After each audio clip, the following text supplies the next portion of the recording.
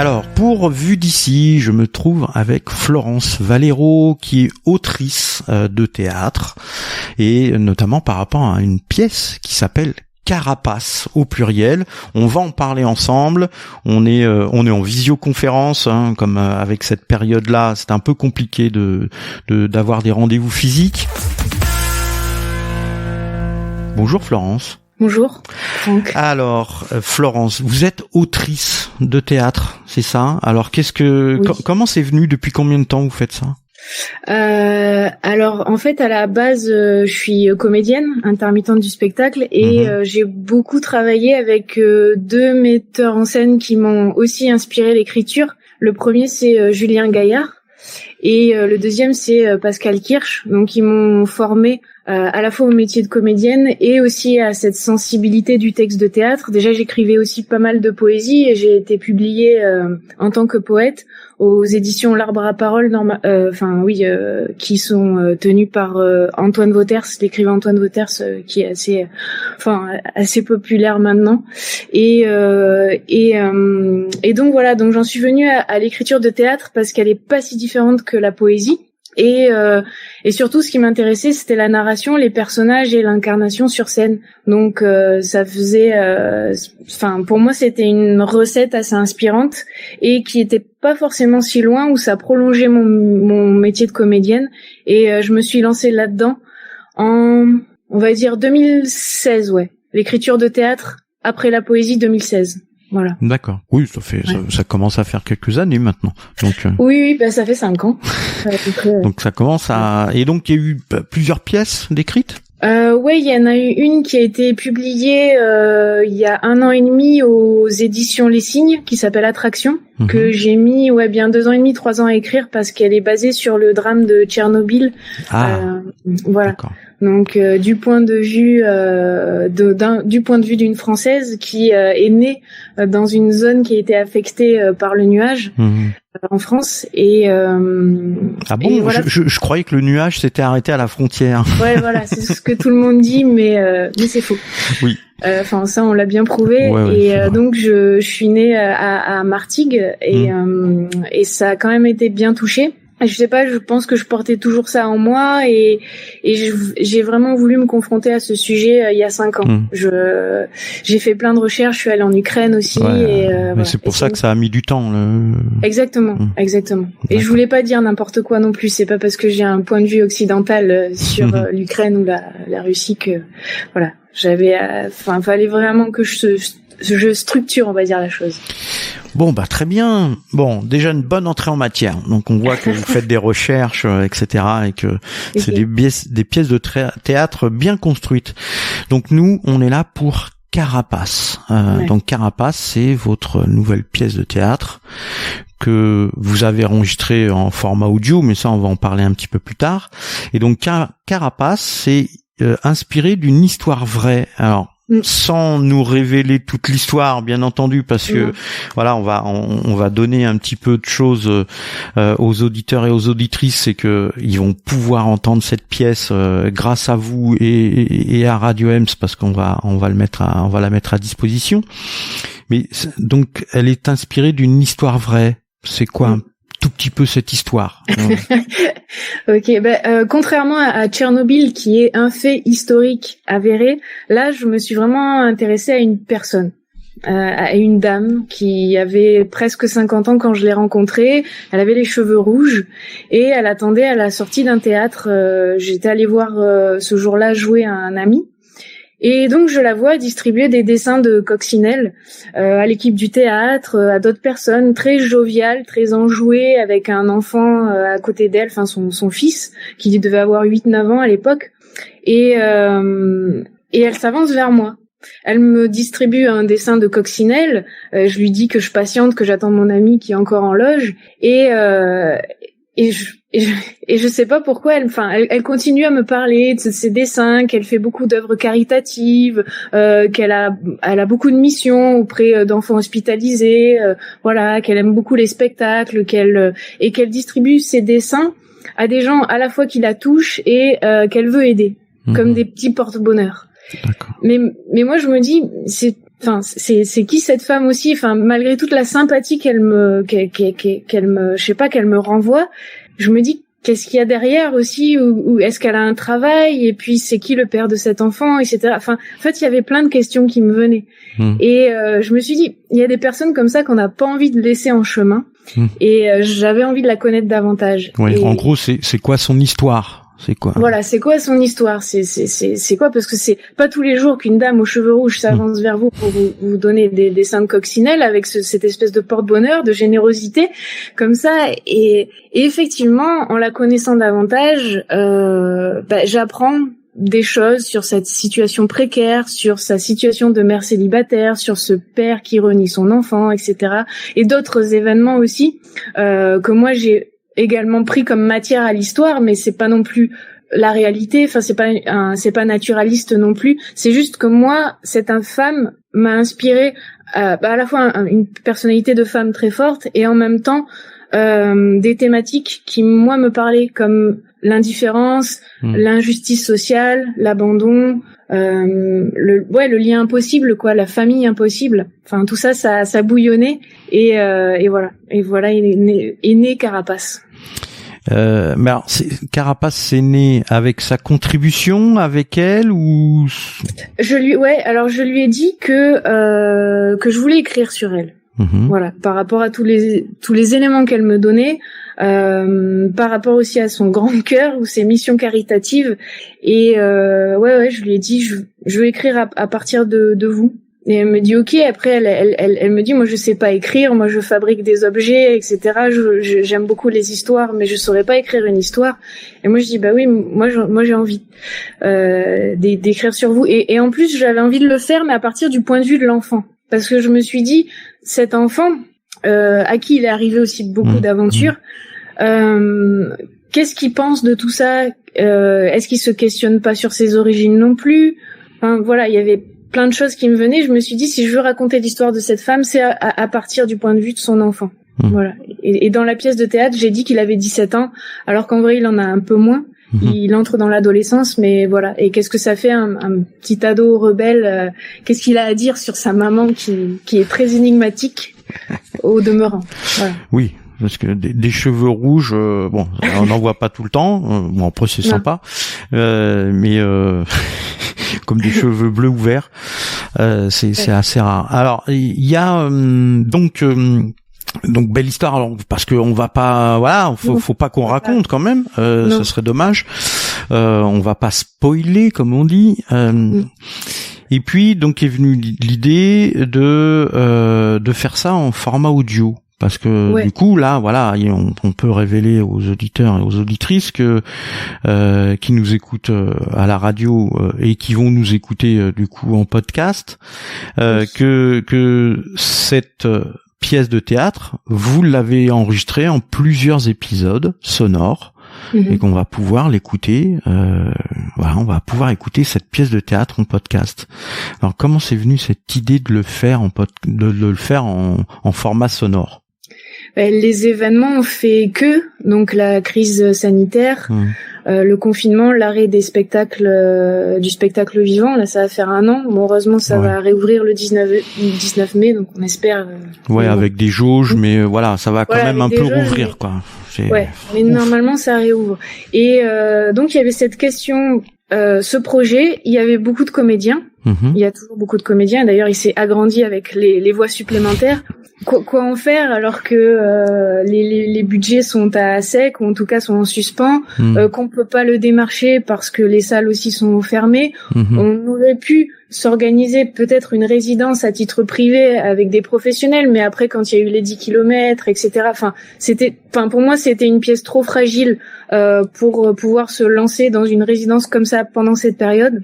Donc quoi faire? Soit filmer quelque chose, soit enregistrer. Et en faisant une réunion avec l'équipe, on s'est dit, d'ailleurs je remercie plus l'équipe parce que c'est eux qui ont eu plus l'idée que moi. Il me dit mais ça serait très bien pour une pièce audio. Voilà, c'est ton écriture se prête à de l'audio. Et c'est vrai parce que la première attraction, mon texte sur Tchernobyl, il avait été sélectionné au comité de lecture de France Culture. Donc en fait, c'était quelque chose déjà qui a amené à une parole radiophonique. Donc cette pièce voilà. Et donc tout de suite on s'est lancé là-dedans. Voilà. Alors il est décliné. Alors la pièce est déclinée en plusieurs épisodes, en 4 épisodes. Pourquoi 4 épisodes? Parce que c'est ce qui se prête, c'est ce qui se serait prêté si ça avait été une pièce de théâtre ou autrement. Si ça avait été une pièce de théâtre, on aurait déroulé les 1h20 sur scène sans entracte toutes les 20 minutes. Mais là, en épisode, il y a quand même cet effet d'écouter. L'écoute, elle est quand même pas pareil que de voir un spectacle. Et puis pour ménager une forme de suspense, de fidélité aussi de l'auditeur. Donc je me suis dit, je vais voir ce que ça fait de faire des tranches à peu près égales en 4. Et ça tombait bien en fait parce que ça faisait 20, 20 et 20, enfin 4 fois 20.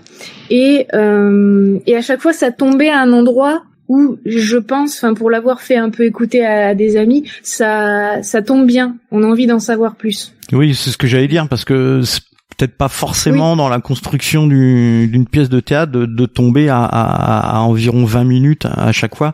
Donc ce qui est plutôt bien. Comme ça fait vraiment 4 épisodes et puis notre entretien qui sera le premier épisode, l'épisode 0. Oui, voilà.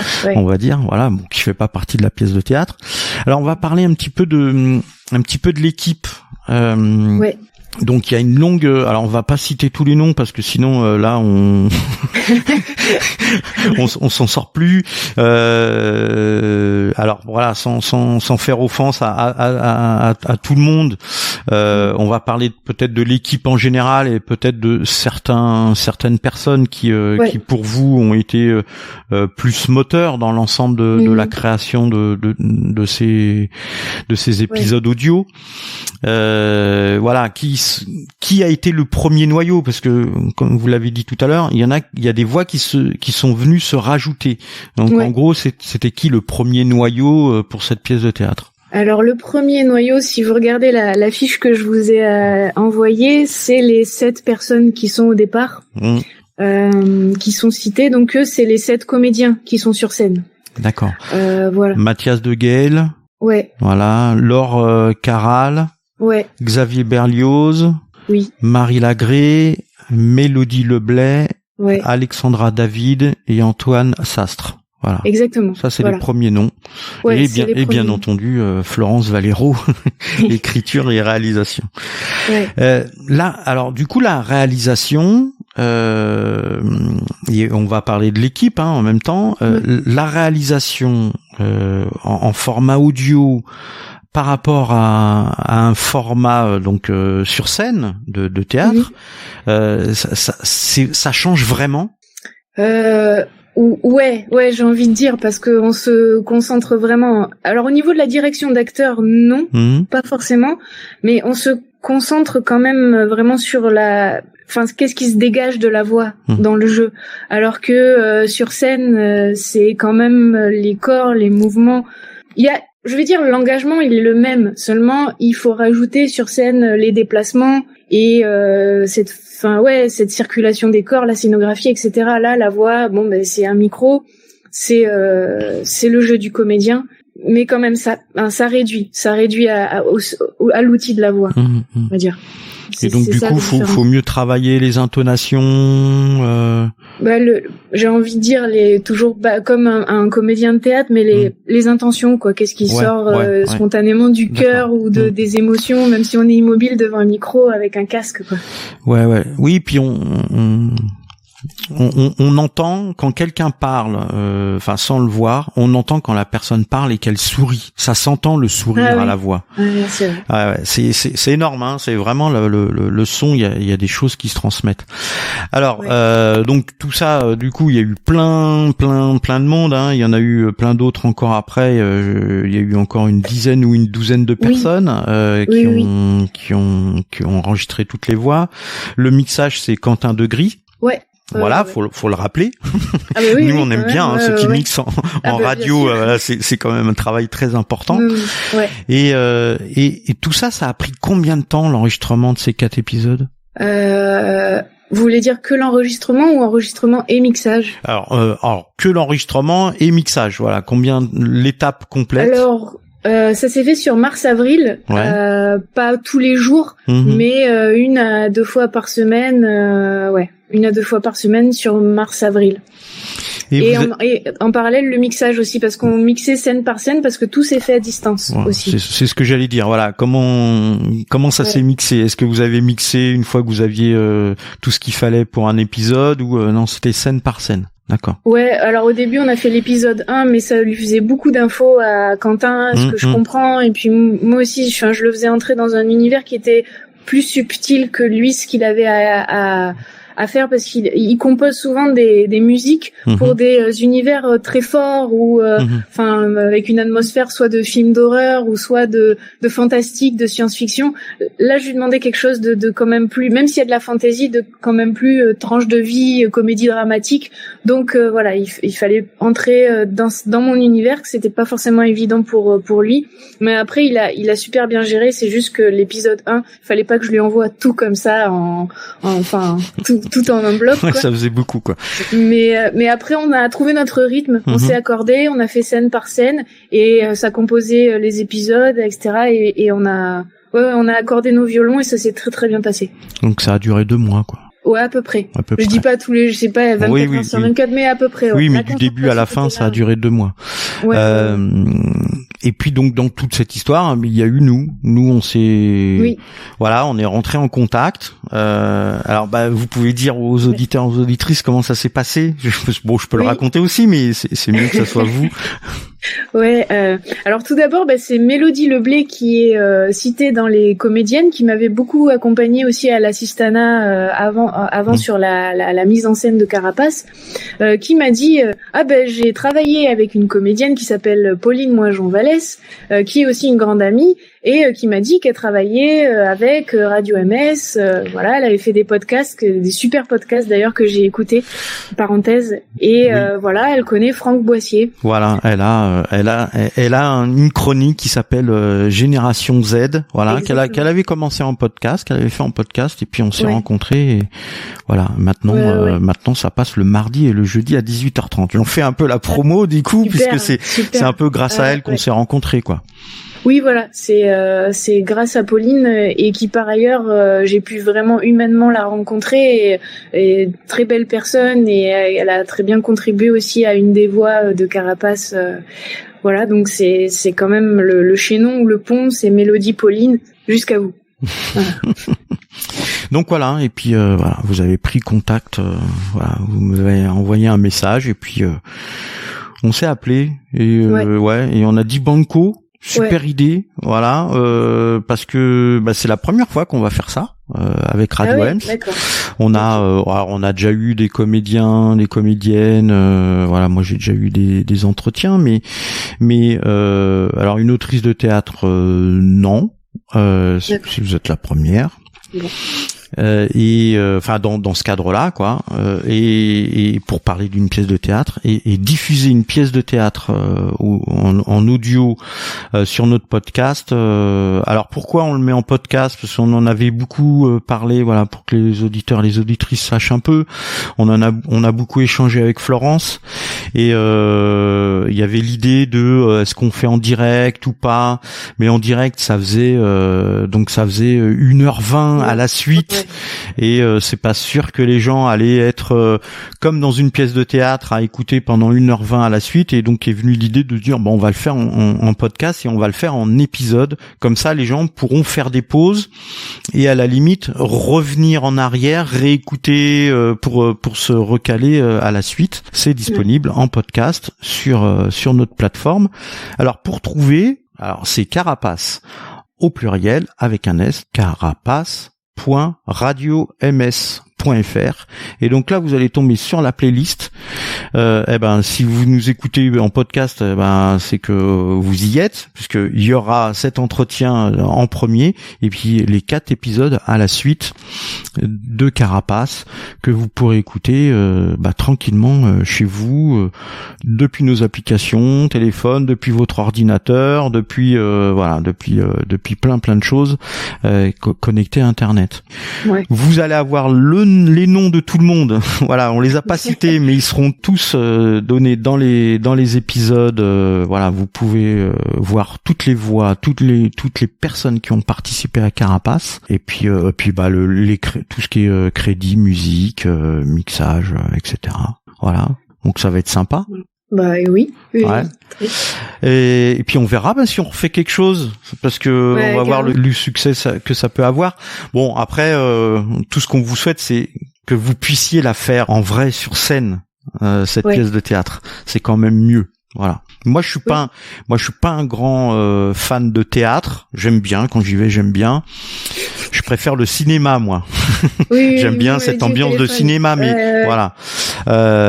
Mais c'est vrai que, le théâtre, c'est quelque chose de vivant. Il y a des gens, ça transmet une passion. Et vous allez voir, la passion, elle est là. Vous la sentez dans l'audio. Il y a vraiment, ils se sont donnés, les comédiennes et les comédiens se sont vraiment donnés. C'est un beau spectacle. Voilà. Merci. Mais pour dire qu'on peut faire du théâtre cinématographique aussi. Moi, je pense que cette pièce, en la développant, elle aurait quelque chose de cinématographique, qui jouerait beaucoup sur le son, la lumière, ou peu de déplacement, ou en tout cas un texte pas forcément, très proche de ce qu'on pourrait trouver au cinéma dans l'implication du jeu, en tout cas, je pense. Voilà, pour le dire. Une pièce intimiste, on va dire un petit peu. Alors, une dernière question avant de se quitter, Florence. La personne qui vous a inspiré cette histoire, est-ce que vous êtes encore en contact avec elle ? Oui. Oui. Oui. Est-ce qu'elle est au courant que vous l'avez fait en audio, etc. Super. On lui dit bonjour. Ouais. Voilà. C'est grâce à vous, quelque part, madame, que tout ça se réalise, avec l'énergie de plein de monde autour, mais c'est votre histoire qui fait qu'on est là et qu'on en parle. Voilà, donc merci à vous d'avoir permis à Florence de pouvoir parler de vous, de votre histoire. Merci Florence, merci à toute l'équipe qui a participé à Carapace. Et on vous laisse aller écouter sur le podcast. Puis n'hésitez pas à nous envoyer des petits messages pour dire ce que vous en pensez, et on fera les retours à Florence et à l'équipe. Merci Florence. Merci Franck. Et à très bientôt. À très bientôt. Ça marche.